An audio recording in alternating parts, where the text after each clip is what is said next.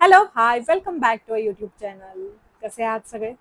I hope तुम्ही सर्वजण खूप खुश असाल. आम्हीही खूप खुश आहे. मावस बहिणीचं लग्न असल्यामुळे आई नाशिकला आलेली होती आणि काल रात्री आई बोलली की मी आता आलेले आहेच तर गडावर जाऊन येऊ. मग आम्ही तिघींनी प्लॅन केला आणि निघालो सप्तशृंगीच्या गडावर जाण्यासाठी. पब्लिक ट्रान्सपोर्टने आम्ही निघालो गडाकडे जाण्यासाठी. आणि लहान मुलं असले की त्यांना खिडकीकडे बसायचं असतंच, त्यामुळे सावीने खिडकीकडची जागा पकडली. लहान असताना आम्ही तेच करायचो, आईशी भांडण करायचो की नाही मीच खिडकीकडे बसणार.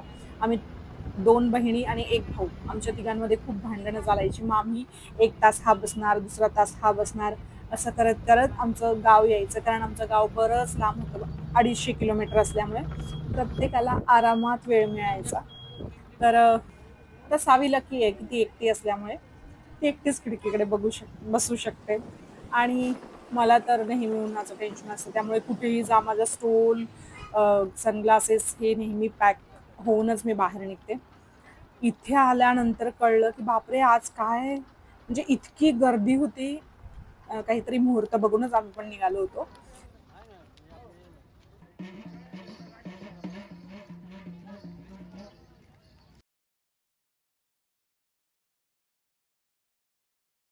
कुठून जायचं कसं जायचं काहीच माहित नव्हतं. आम्ही फक्त पुढे जाणाऱ्यांना फॉलो करत करत चाललो होतो, कारण आम्ही लहान असताना इथे यायचो. त्याला बरीच वर्ष झाली, त्यामुळे आता खूप चेंजेस दिसतात. इथे आता घरगुती जेवण बनवून चालू चालू तुम्हाला तव्यावरून भाकरी पोळी भाजी असं गरम गरम प्लेटमध्ये खायला मिळतं. असंही जेवण इथे बघायला मिळालं. आयुर्वेदिक बऱ्याच गोष्टी होत्या आणि टाइमपास खाण्यासाठी तर बऱ्याच गोष्टी होत्या. गर्दी संपत नव्हती. अजून किती चालायचं आहे हे माहीत नव्हतं, पण हे जे समोर वरती जाणारं दिसतंय ते रोपवे आहे. दिसत असेल तुम्हाला, खाली येताना दिसतंय बघा. पण तिथे जाण्यासाठी कुठून जायचं हे आम्हाला माहीत नव्हतं, त्यामुळे आम्ही थोडं थोडं पुढे चालत गेलो की कोणाला तरी विचार असं करत करत फायनली आम्ही. आणि आत आल्यानंतर इथे प्रसादापासून देवीची ओटी भरण्यासाठी लागणारं सगळ्या गोष्टी होत्या. प्लस तुम्हाला इथे चप्पल काढायला जागाही होती. आणि मग आम्ही निघालो. जसं बाहेर उन्हातून चालत आल्यानंतर मध्ये यांनी हे शेड केलेलं आहे. आधी हे नव्हतं. आता हे किती वर्ष आधी केलं आहे माहीत नाही, पण मी बऱ्याच वर्षानंतर आली आहे. मला असं झालं की शिर्डीमध्ये पण असंच आहे. ही जी रांग होती ही रोपवेमध्ये बसून जाण्यासाठी होती. पहिल्यासारखं आता गडावर जाण्यासाठी एवढ्या पायऱ्या चढून जा असं फार कमी आणि क्वचित लोक करतात. सगळ्यांना आता ह्या मिनी रोपवेमध्ये मिनी ट्रेनमध्ये बसून जायलाच आवडतं. एका डब्यामध्ये साधारण 2 सीट असतात आणि 2 सीटवर एका सीटवर तुम्ही 4 ते 5 जण बसू शकतात. आणि याचं एकाचं तिकीट हे साधारण 150-200 पर्यंत आहे. त्यामुळे प्रत्येक जण आता सध्या हेच प्रेफर करतं की एवढं चालत वर जाण्यापेक्षा शांततेत सावलीत बसून गेलेलं कधीही चांगलं, कारण बाहेर ऊन खूप आहे आणि आधीच तुम्ही प्रवास करून थकलेले असतात आणि त्यात एवढ्या उन्हात फिरणं नक्कीच योग्य नाही. कंपार्टमेंट जरी वेगवेगळे असले तरी तुम्ही खाली बसलेल्यांना वर बसलेल्यांना सगळ्यांना बघू शकता.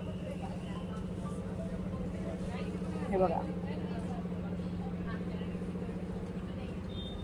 आणि आता बाहेरचा हे बघायला मला फार छान वाटत होतं.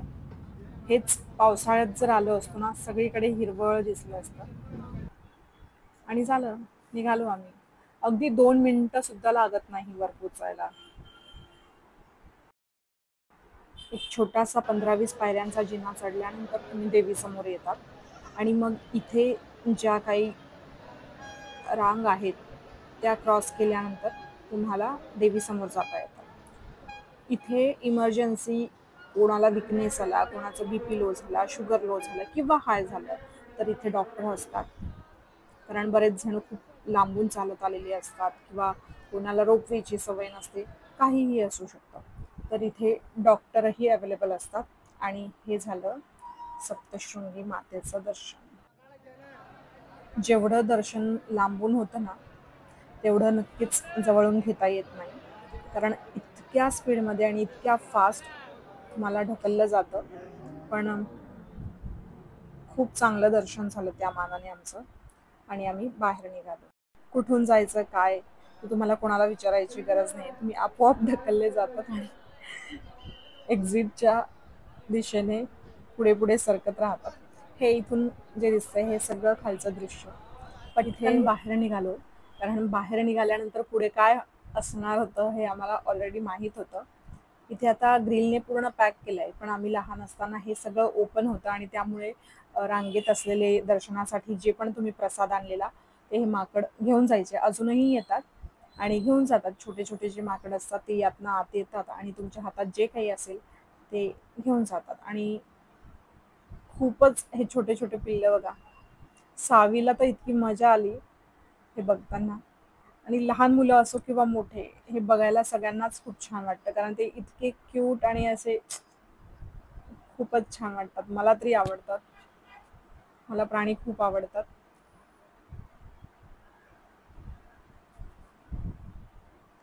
आणि आईने आणलेला सावीसाठीचा जो बिस्किटचा पुडा होता त्यातनं एक एक एक एक बिस्किट करून आईने पूर्णच तिथे ठेवला, कारण बरीच छोटी छोटी पिल्लं होती. सगळ्यांच्या वाट्याला ॲटलिस्ट एक एक तरी बिस्किट यावा.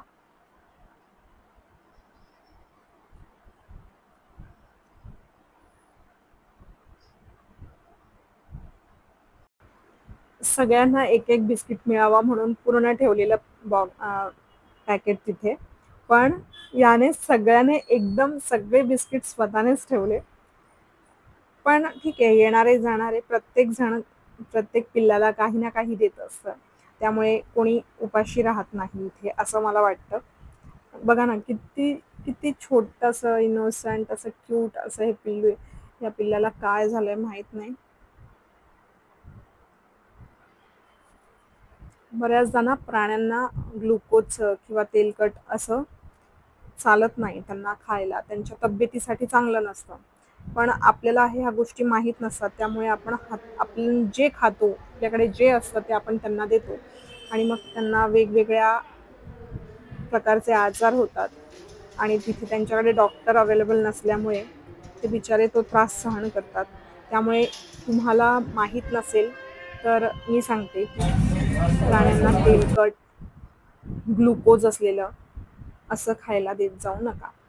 आपल्याला माहिती आपण अशा ठिकाणी जातो तिथे मारीगोल्ड तुम्ही ठेवू शकता तुमच्यासोबत.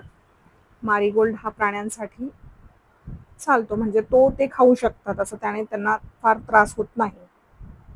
परतीच्या दिशेने जाताना हा व्ह्यू होता, जो येतानाचाही मी तुम्हाला दाखवला होता आणि हा जातानाचा. सावी तर या सीझनमध्ये सावीने खूप मजा केली आहे, कारण सलग फिरते ती.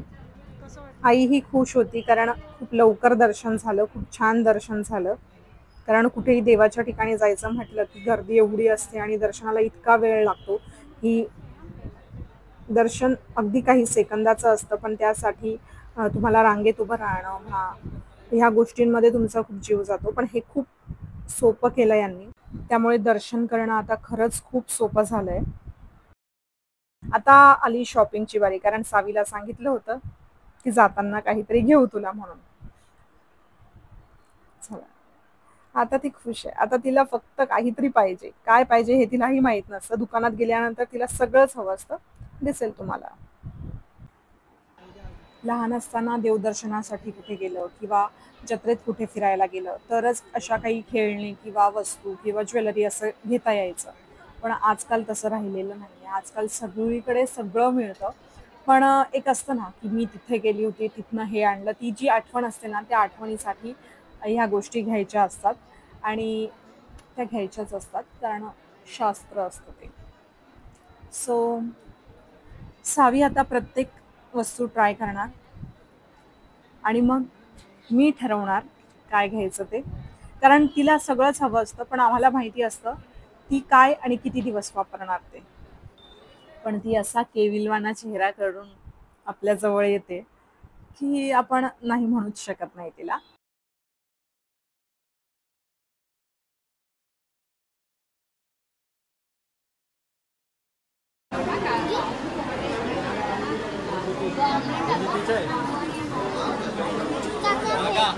बोला 50 घेऊ ना पक्का ना पक्का ना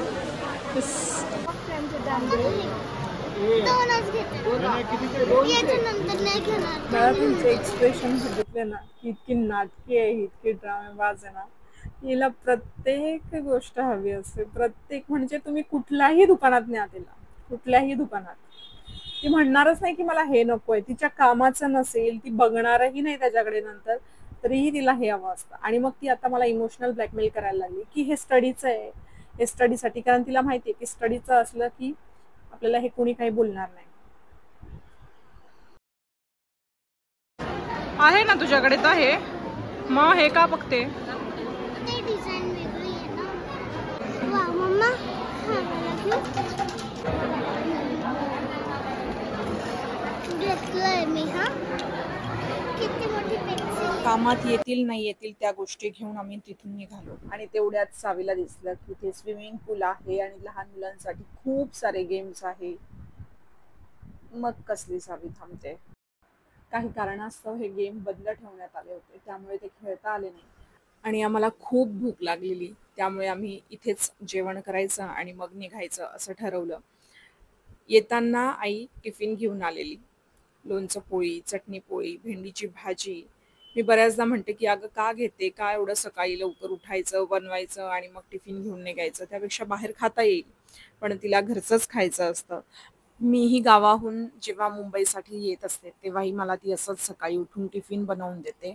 आणि तिने बनवलेला टिफिन आणि त्यामागचं प्रेम बघून मला खूप छान वाटतं.